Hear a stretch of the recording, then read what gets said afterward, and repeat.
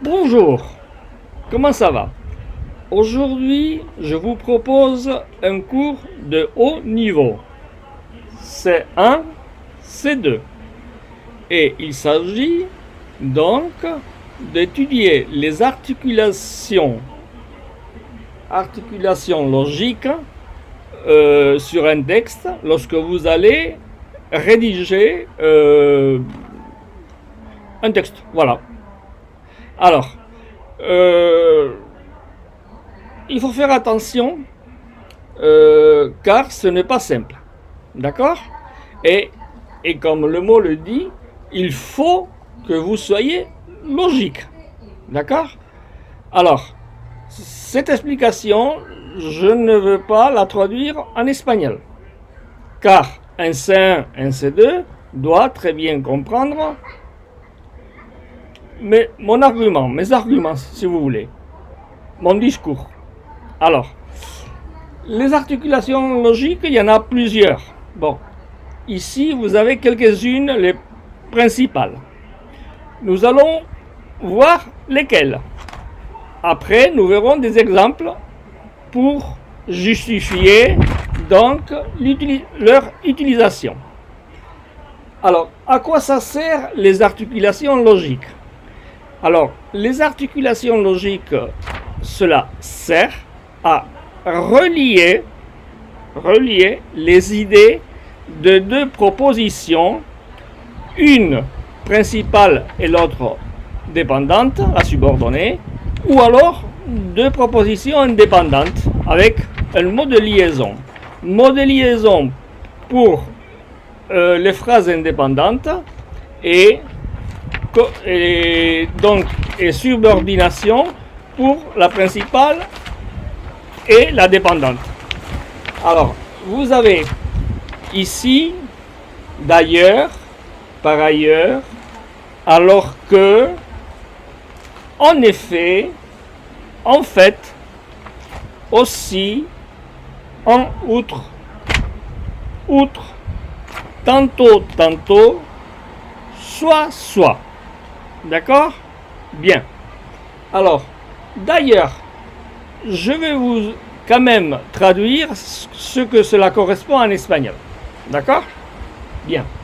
Alors, d'ailleurs, la nuance, c'est quand on va d'un endroit à un autre. Et en espagnol, on pourrait dire, d'ailleurs, por cierto, de hecho, voilà. Alors, par ailleurs, ça veut dire d'abord. Primeramente, por otro lado, voilà. Hein? Alors que, on rentre là dans le ton. D'accord? Tandis que, pendant que, mais alors que ça peut être l'opposition. Hein? On le traduit par cuando. Et c'est toujours à l'indicatif. Pas au subjonctif. Attention. Alors que toujours à l'indicatif. En effet. Alors, en effet, c'est un adverbe, un mot de liaison. Donc, de phrases indépendantes. Hein? Alors, en effet.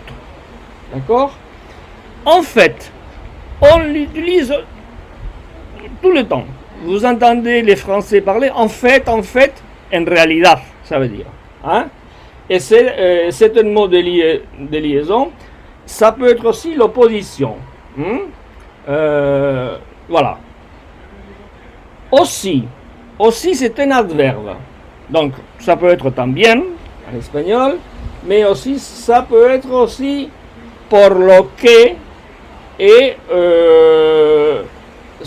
en outre, on rajoute un élément nouveau dans la phrase. Voilà. Voilà. En outre. Après, vous avez outre. Hein? Alors, outre, ça veut dire en plus. Simplement.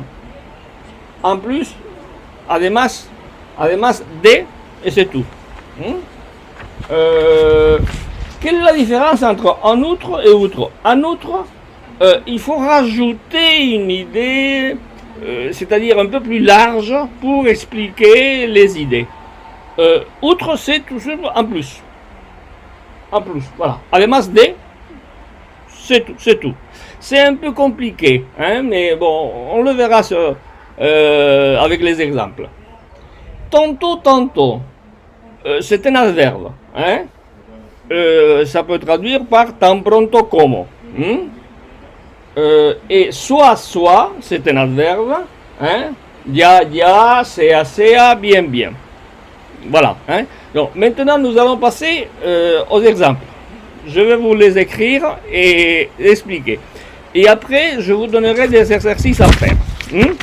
Alors, pour ceux qui doivent rédiger, passer un C1, C2, un haut niveau, eh bien, ça c'est obligatoire. Hein. Et puis, vous gagnez des points. Si vous êtes à l'examen, avec ça, vous gagnez des points.